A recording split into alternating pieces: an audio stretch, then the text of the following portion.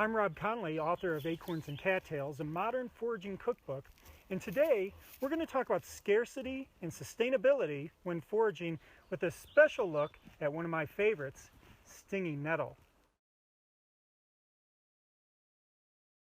So today I'm in the high deserts of southwest New Mexico, and there's all sorts of stuff here. Even though we're in the desert, you can see it's green and lush. That's because we're in an area that has a creek that flows through it. This is actually a creek that is sourced by a number of springs. So we do have things, even though there's not much here. But in just this area, within my reach, we have the stinging nettle, we have dock, all over there's dock, and then there's this plant here that many people call cleaver. I'm used to using the name of monkey flower, but it's ultimately cleaver. And there's some other things here, like we have wild grapes. So in this area, there's not much water, even though this area has more water than most. So when I forage in an area like this, I'm extremely conscious of what impact my choices and decisions will have on the plants and their sustainability going forward. Now, I've worked this area for almost 8 years, and I pulled a lot of food for my restaurant out of here, but look how much is here now. It just keeps coming back.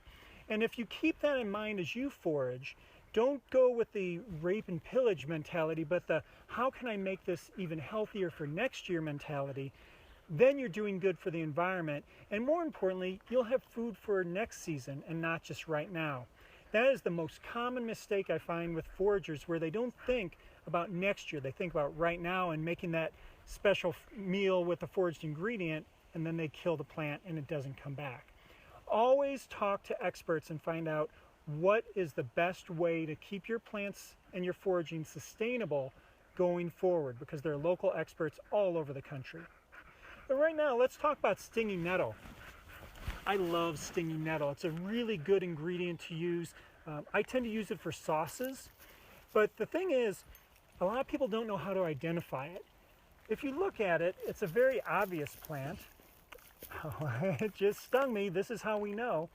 And the leaves have the jiggity edge all on both sides, and the leaf is somewhat narrow. Now, when I teach people how to forage, there's a lot of ways to identify. Some people know things by looking at color, looking at the shape. With the nettle, if they're having trouble remembering, I tell them, use the back of your hand and hit the bottom of the leaf. You'll feel it and you'll never forget it.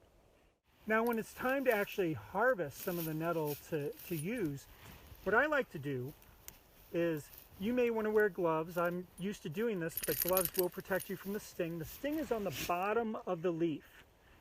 There's some on the stem, but really the bottom of the leaf is what we're most concerned about. So you can take it and just cut it.